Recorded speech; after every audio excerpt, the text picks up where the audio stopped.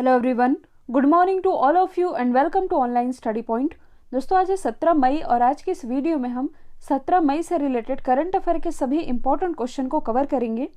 तो यदि आप लोगों को इस वीडियो की पीडीएफ चाहिए तो आप हमारे इस मोबाइल एप्लीकेशन को भी इंस्टॉल कर सकते हैं, जिसमें आप लोगों को डेली क्विज, फ्री पीडीएफ और प्रतिदिन के करंट अफेयर का ऑडियो भी मिल सकेगा। लिंक डिस्क्रिप्शन बॉक्स में दी हुई है। स्टार्ट करते हैं हमारा पहला क्वेश्चन। हाल ही में किस देश का पहला मार्स रोवर, जिसका नाम है जुरोंग, ये लाल ग्रह पर यानी कि मंगल ग्रह पर सफलतापूर्वक उतर गया है। तो हाल ही में जो चाइना का मंगल मिशन था, जिसका नाम है तियानवेन-1, और इसी का एक रोवर है जुरोंग। और इस रोवर का नाम किसके नाम पर रखा गया था? चाइना के जो अग्नि देवता है जुरोंग, इन्हीं के नाम पर इस रोवर का नाम रखा गया था। और यही जो रोवर है यह मंगल की कक्षा में, मतलब कि इस ग्रह पर सफलतापूर्वक उतर गया है। जो कि आप इमेज में देख पा रहे हैं, यही है जुरोंग रोवर। और ये उपलब्धि हासिल करने वाला ये दुनिया का दूसरा देश बन गया है। तो पहला कौन है? पहला है अमेरिका। यदि आप लोगों को याद होगा तो कुछ दिन पहले मैंने आप लोगों को बताया था कि हाल ही में अमेरिका का जो मंगल मिशन है, इसके तहत इसने जो अपना रोवर भेजा जिसका नाम है परसीवरेंस, ये परसीवरेंस मंगल की कक्षा पर उतर भी चुका है और अपना काम करना शुरू भी कर चुका है। तो पहला तो है अमेरिका का ये रोवर, और अब दूसरा बन गया है चाइना, जिसका रोवर मंगल ग्रह पर सफलतापूर्वक लैंड कर चुका है। चाइना, जो कि जनसंख्या की दृष्टि से विश्व का सबसे बड़ा देश है, लेकिन हाल ही में चाइना के विशेषज्ञों ने एक डेटा जारी किया है, मतलब कि एक तरह का आंकड़ा आप कह सकते हैं, जिसमें कि इन्होंने ये बताया है कि हमने तो अपने देश की जनसंख्या कंट्रोल में कर ली। हालांकि कंट्रोल में नहीं की है, लेकिन जो बीता दशक रहा है, चाइना की भी जो 7वीं जनगणना हुई है, इसके अनुसार यहाँ मामूली वृद्धि दर दर्ज की गई है। तो चाइना ये मानता है कि जल्द ही भारत चाइना को पीछे छोड़ते हुए, मतलब कि 2025 तक भारत चाइना को पीछे छोड़ते हुए विश्व का सबसे जनसंख्या वाला देश बन जाएगा। जबकि जो जबकि जो यूनाइटेड नेशन है, यानी कि संयुक्त राष्ट्र, इसके अनुसार भारत 2027 तक चाइना को जनसंख्या के मामले में पीछे छोड़ देगा। इसकी कैपिटल है बीजिंग, करेंसी है रेनमिनबी, प्रेसिडेंट है शी जिनपिंग। एक्सरसाइज तो आप लोगों को याद ही है, हैंड इन हैंड, जो कि चाइना और इंडिया के बीच की एक मिलिट्री एक्सरसाइज है। एक समझौता है जो कि चाइना से रिलेटेड है, BRI यानी कि बेल्ट एंड रोड इनिशिएटिव। इसके बारे में मैंने आप लोगों को डिटेल से पढ़ाया था। इसी BRI समझौते से कौन एग्जिट हो गया है? ऑस्ट्रेलिया। हालांकि भारत इसका हिस्सा शुरू से नहीं था। तो BRI समझौते से एग्जिट होने के बाद ऑस्ट्रेलिया, इंडिया और जापान, इन्होंने किस पर समझौता किया है? स्काई पर। स्काई यानी कि सप्लाई चेन रेसिलेंस इनिशिएटिव। कहने का मतलब है कि चाहे आंधी आए, चाहे तूफान आए, किसी भी सिचुएशन में ये तीनों ही देश एक दूसरे को सामान की आपूर्ति नहीं रोकेंगे। क्योंकि अभी जो सिचुएशन बनी थी, भारत को वैक्सीन के लिए जब कच्चे माल की ज़रूरत थी, ऐसे में अमेरिका ने कच्चा माल देने से मना कर दिया था। हालांकि बाद में ये मान भी गया था। तो ऐसी स्थिति ये दोबारा से ना आए, इसके लिए इन तीनों देशों के बीच स्काई पहल की शुरुआत की गई। तो जब ऑस्ट्रेलिया BRI को छोड़ करके स्काई में जुड़ा, इसके बाद चाइना ने क्या किया है? ऑस्ट्रेलिया के साथ अपने आर्थिक साझेदारी रद्द कर दी है। अगला क्वेश्चन है, हाल ही में किस राज्य की पुलिस ने कोविड-19 मरीजों की हेल्प करने के लिए मिशन हौसला नामक अभियान की शुरुआत की है? तो हाल ही में उत्तराखंड पुलिस के द्वारा इस अभियान की शुरुआत की गई है, जिसका मेन पर्पस है कि जो कोरोना रोगी हैं, इनके लिए ऑक्सीजन, बेड, प्लाज्मा और राशन सहित जितनी भी ज़रूरी सेवा हैं, ये उपलब्ध कराई जा सके। और इसी मिशन हौसला अभियान की शुरुआत उत्तराखंड में की गई है। तो आप मैप में देख सकते हैं, ये है उत्तराखंड की लोकेशन। इसकी राजधानी देहरादून, जबकि ग्रीष्मकालीन राजधानी ये है गैरसेन। हाल ही में उत्तराखंड के नए मुख्यमंत्री बनाए गए हैं। इनका नाम क्या है? तीरथ सिंह रावत। और उत्तराखंड के राज्यपाल कौन है? तो ये हैं बेबी रानी मौर्य। इसके अलावा आसपास की लोकेशन से आप कुछ रिलेट कर सकते हैं जो कि चर्चे में रहे हैं। उत्तरकाशी जिला, जहां भी हाल ही में बादल फटने की घटना सामने आई थी, तो इसी उत्तरकाशी जिले में भारत का पहला हिम तेंदुआ संरक्षण केंद्र स्थापित किया जाएगा। हिम तेंदुआ यानी कि स्नो लेपर्ड। ये जो आप देख रहे हैं, ये है चमोली, जहां मार्च के महीने में ग्लेशियर फटने की घटना ये सामने आई थी। ये है हरिद्वार, और हरिद्वार ये हमारे शिक्षा मंत्री रमेश पोखरियाल जी का निर्वाचन क्षेत्र है। हरिद्वार से कुछ दूरी पर स्थित है ऋषिकेश। इसी ऋषिकेश में भारत का पहला ग्लास ब्रिज स्थापित किया गया है, जबकि पूर्वोत्तर भारत का पहला ग्लास ब्रिज ये बनाया गया है बिहार के नालंदा जिले में। ये है पिथौरागढ़, जहाँ भारत का पहला लाइकेन पार्क स्थापित किया गया है, जबकि भारत का पहला मास गार्डन ये स्थापित किया गया है उत्तराखंड के ही नैनीताल जिले में। अगला क्वेश्चन है, माउंट पुमोरी को फतह करने वाली पहली भारतीय महिला कौन बनी है? तो ये बन गई हैं बलजीत कौर। बलजीत कौर जो कि बिलोंग करती हैं हिमाचल प्रदेश से। तो एक जोड़ी है, मतलब कि इसमें 2 लोग शामिल हैं, बलजीत कौर और गुणबाला शर्मा। गुणबाला शर्मा ये राजस्थान से बिलोंग करती हैं। इन्होंने ही अभी हाल ही में माउंट पुमेरी को फतह किया है। अब ये है कहाँ? तो ये है नेपाल की लोकेशन, और इसी नेपाल में स्थित है दुनिया की सबसे ऊंची चोटी, जिसका नाम है माउंट एवरेस्ट। माउंट एवरेस्ट की नई हाइट कितनी है? तो ये है 8848.86 मीटर। 0.86 मीटर का इसमें इजाफा हुआ है, इसलिए इसे आप ज़रूर याद रखेंगे। और माउंट एवरेस्ट को ही नेपाल में सागर माथा के नाम से जाना जाता है। यहाँ हम बात कर रहे हैं माउंट पुमोरी की। तो माउंट एवरेस्ट के पास ही ये है माउंट एवरेस्ट, इसके पास ये आप जो देख रहे हैं ये है माउंट पुमोरी, जहाँ इनके द्वारा ये चढ़ाई की गई है। अच्छा, यदि आप लोगों को याद होगा तो कुछ दिन पहले मैंने आप लोगों को बताया था कि हाल ही में माउंट एवरेस्ट पर 25 बार चढ़ाई करने वाले दुनिया के पहले व्यक्ति कौन बने हैं? ये बने हैं कामी रीता शेरपा, जो कि नेपाल से ही बिलोंग करते हैं। माउंट एवरेस्ट पर चढ़ाई करने वाली पहली भारतीय महिला ये है बछेंद्री पाल। माउंट एवरेस्ट पर ही चढ़ाई करने वाली पहली भारतीय दिव्यांग महिला ये है अरुणिमा सिन्हा। माउंट एवरेस्ट पर चढ़ाई करने वाले पहले अश्वेत व्यक्ति ये है सराय खुमैलो। अगला क्वेश्चन है, कोप 26 यानी कि कॉन्फ्रेंस ऑफ पार्टीज 26 के लिए पीपल एडवोकेट के रूप में किसे चुना गया है? तो ये भी हाल ही में चुने गए हैं सर डेविड एटनबरो। तो यहाँ सवाल ये बनता है कि कोप ये है क्या? तो इसकी फुल फॉर्म बनती है कॉन्फ्रेंस ऑफ पार्टीज, और ये किसका निकाय है? UNFCCC। ये क्या है? तो इसकी फुल फॉर्म बनती है United nation framework convention on climate changes. तो इसकी जो शुरुआत है, मतलब कि UNFCCC 1992 में जो पृथ्वी शिखर सम्मेलन हुआ था, जिसे आप रियो शिखर सम्मेलन कहते हैं, इसके रूप में भी जाना जाता है। ये 1994 में लागू हुआ और 197 कंट्री के द्वारा इसकी पुष्टि की गई है, और इसी का ये सर्वोच्च निकाय है कॉन्फ्रेंस ऑफ पार्टीज, जो कि जलवायु परिवर्तन की समस्या से निपटने के लिए एक सर्वोच्च निकाय है। और इसी का ये जो 26 एडिशन है, जिसे आप कोप 26 कह रहे हैं, इसका आयोजन किया जाना है स्कॉटलैंड के ग्लासगो में, और इसी के लिए पीपल एडवोकेट के रूप में चुने गए हैं सर डेविड एटनबरो। अच्छा, यहाँ बात की जा रही है कोप 26 की। सबसे ज़्यादा चर्चे में रहा था कोप 21। ये हुआ कब था? 2015 में। इसी कोप 21 के दौरान जो इंटरनेशनल सोलर अलायंस है, यानी कि जिसे आप ISA के नाम से भी जानते हैं, इसकी शुरुआत, मतलब इसका जो प्रस्ताव है, ये भारत और फ्रांस के द्वारा रखा गया था।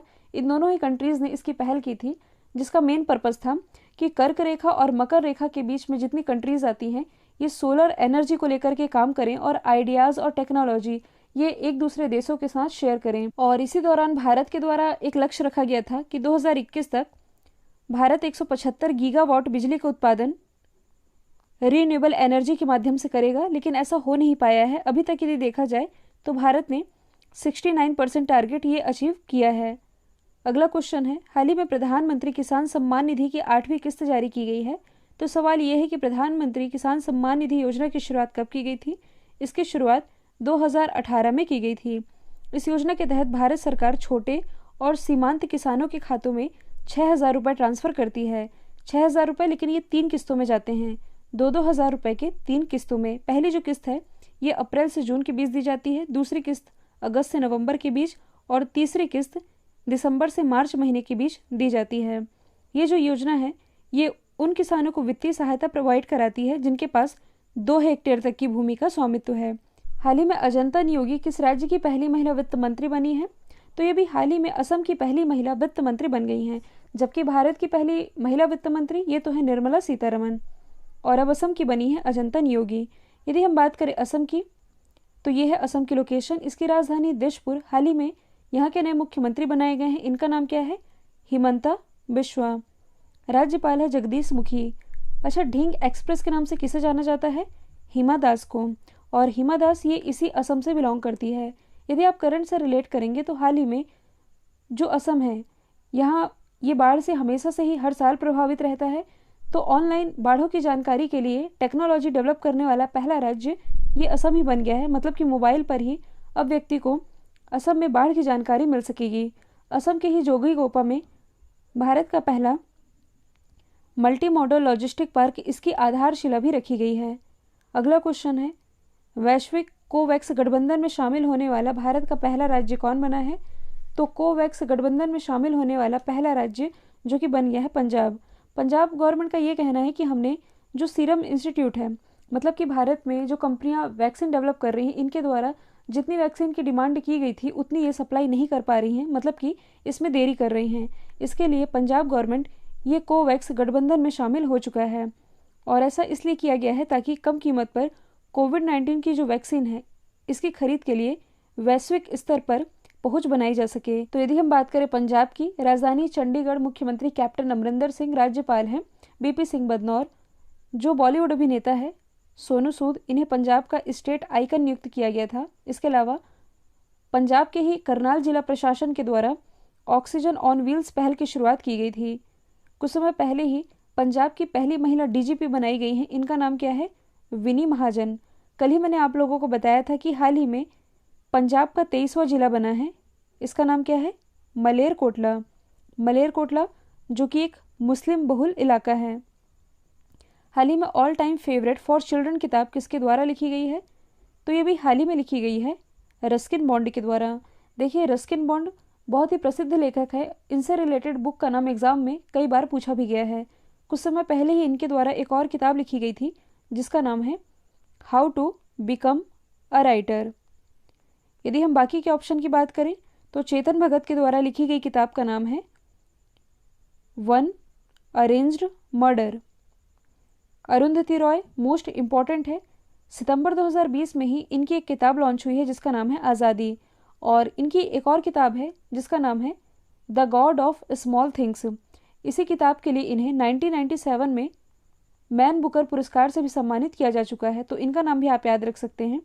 बराक ओबामा जो कि अमेरिका के 44वें क्रम के प्रेसिडेंट रहे थे, हाल ही में इनके द्वारा एक किताब लिखी गई है जो कि एग्जाम का पार्ट बन चुकी है। इसका नाम है ए प्रॉमिस्ड लैंड।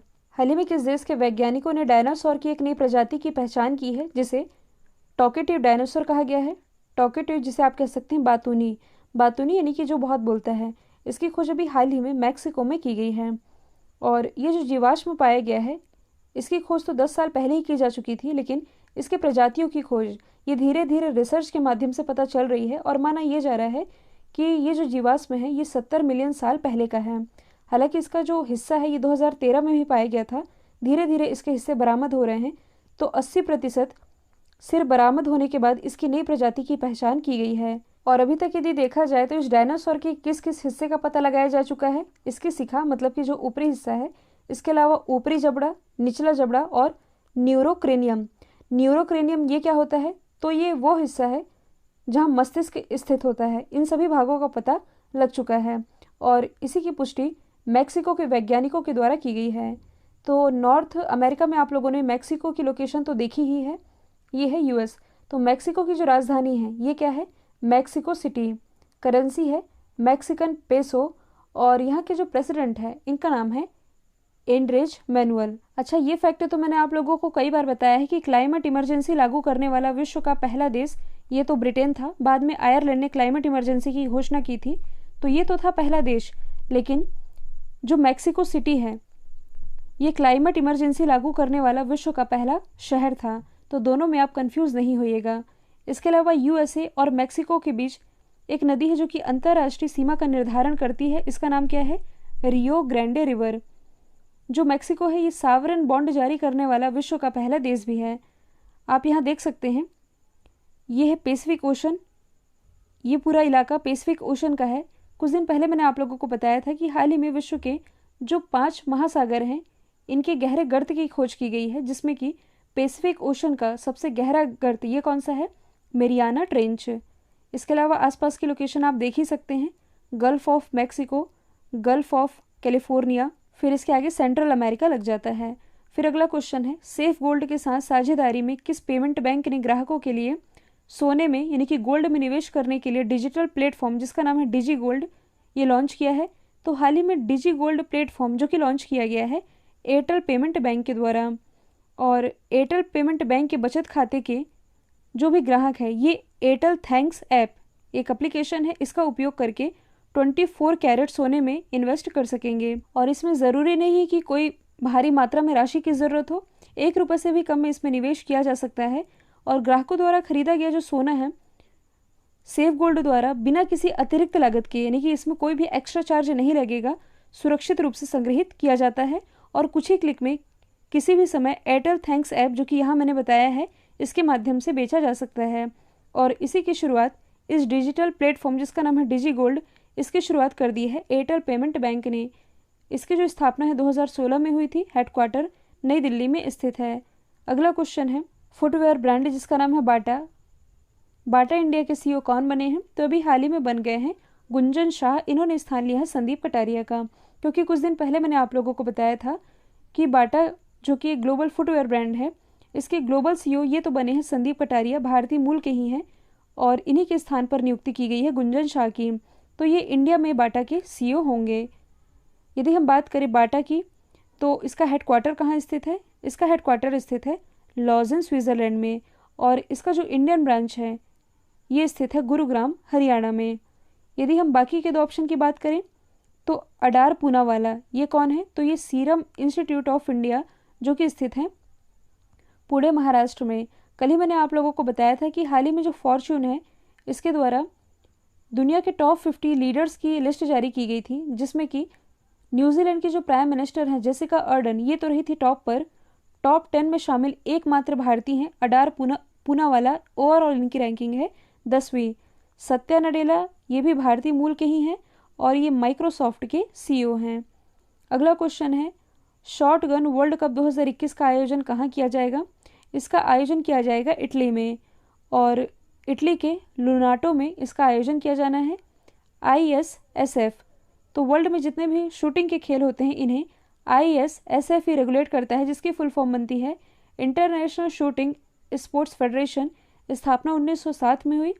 हेडक्वार्टर स्थित है म्यूनिक जर्मनी में। अध्यक्ष हैं व्लादिमीर लिसन। कल जो मैंने आप लोगों से सवाल पूछा था इसका राइट आंसर था महाराष्ट्र। अब आप लोगों के लिए आज का सवाल है नेपाल के प्रधानमंत्री के रूप में दोबारा से किसे नियुक्त किया गया है? तो इसका जो भी आंसर कमेंट बॉक्स में बताइएगा। वीडियो यदि पसंद आए तो लाइक कीजिए, शेयर कीजिए और चैनल को सब्सक्राइब करना बिल्कुल मत भूलिएगा। आज के लिए इतना ही। Thank you so much.